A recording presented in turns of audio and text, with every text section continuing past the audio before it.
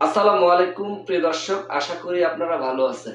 হাসি মুখে একটা কথা না বললেই না, সেটা হচ্ছে ভাই, বাংলাদেশ ক্রিকেট বলেন অথবা ফুটবল বলেন, বাংলাদেশ কখনই উন্নতি করতে পারবে না যতক্ষণ পর্যন্ত ক্রিকেটের গোড়ায় গলদ না রিমুভ করবে, ততদিন পর্যন্ত কখনোই বাংলাদেশ ক্রিকেট অথবা ফুটবল ভালো উদীয়মান প্রতিভাবান প্লেয়ার জানান দিবে না। আজকে এখানে আমি লিখে দিলাম।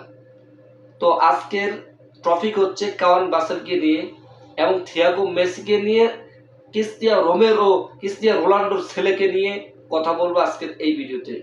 কাওয়ান বাসেল এমন একজন উদীয়মান খেলোয়াড়, যখন আমরা শুনতে পেরেছি আকাশে বাতাসে, তখন আমরা এতটুকু শুনতে পেরেছি নেইমার পরের সুপারস্টার কে হবে, সেটাই আমরা মোটামুটি এখন জানতে পেরেছি এবং দেখতে পেরেছি। 2030 বিশ্বকাপ অতীব দ্রুত, বছর গড়তে তো সময় লাগে না, এবং অন্তত পক্ষে আগে পরে ঢুকে যাবে।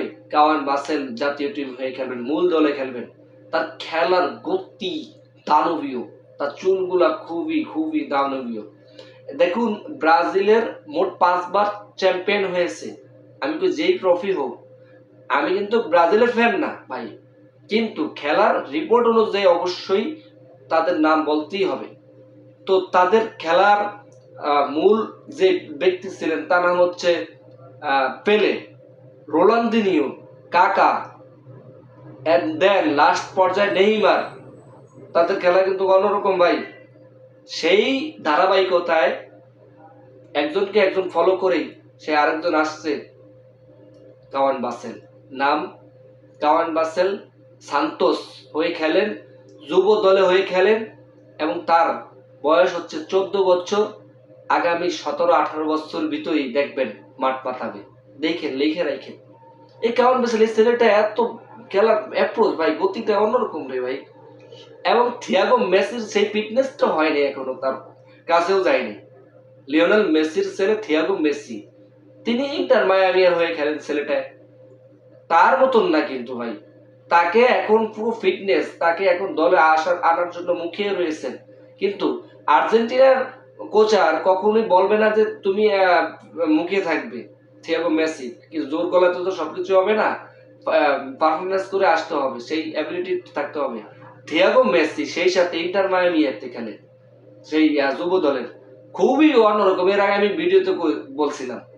তো দেখবেন তারা ভবিষ্যতের প্রজন্মে তারা মাঠ মাতাবে, যেমনি ভাবে মেসি, নেইমার, রোনাল্ডোরা মাঠ মাতাইছেন, এবং লুকা মডরিচও মাঠ মাতাইছিলেন, এবং রোনাল্ডোর ছেলেও দেখতেছি আমরা সাম্প্রতিক সময়ে বিভিন্ন ইয়েতে দেখছি, আর মানে ক্লাবে খেলছেন সেই রোনাল্ডোর ছেলে।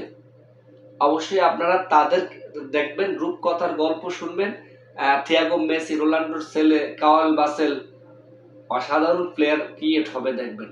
আর এবং আমি এখন আসছি আমার বাংলাদেশের প্রডিউস হয় শয়তান, বাংলাদেশের প্রডিউস হয় চোর। এদের কারণে, এই চারটামের কারণে কখনো বাংলাদেশ ফুটবল বলেন অথবা ক্রিকেট বলেন কখনো উন্নত হচ্ছে না। তো যাদেরকে ইনক্লুড করতে আছে, তারাও এখন একটা মানে ইভেদের উপরে গেছে, একটা হেভিজিমের ভিতরে পড়ে গেছে। আমরা আসলাম কোন রাষ্ট্রে ভাই? আয়না, অন্ধ রাষ্ট্রে আয়না বিক্রি করতে আসছি। যেমনটা আমরা বলতে চেয়েছিলাম, সে হামজা চৌধুরীর কথা, সৌমির কথা, জায়ান আহমেদের কথা, এবং জামাল ভুইয়াদের কথা, তারেক কাজীদের কথা।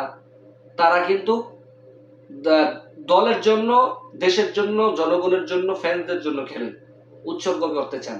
এখন বাংলাদেশ ফিফা র্যাঙ্কিং এ 183 নাম্বার। বাংলাদেশ আদৌ 2030 বিশ্বকাপ চান্স পাবে কিনা সেটা এখন, এর আগে কন্টেন্টে বলেছি, গোড়ায় গলদ রিমুভ করতে হবে। তাহলে বাংলাদেশ প্রতিটা জেলার পর্যায়ে একাডেমি তৈরি করবে, প্রতিটা জায়গায় জায়গায় একাডেমি খেলা তৈরি করবে, অনুপ্রাণিত করবে। তাহলে বাংলাদেশ ফুটবলে আগাবে, এছাড়া কখনোই না। তারা প্রডিউস করে ব্রাজিলে, আর্জেন্টিনা, স্পেনে, আর আমাদের বাংলাদেশে চোর প্রডিউস করে। That's all.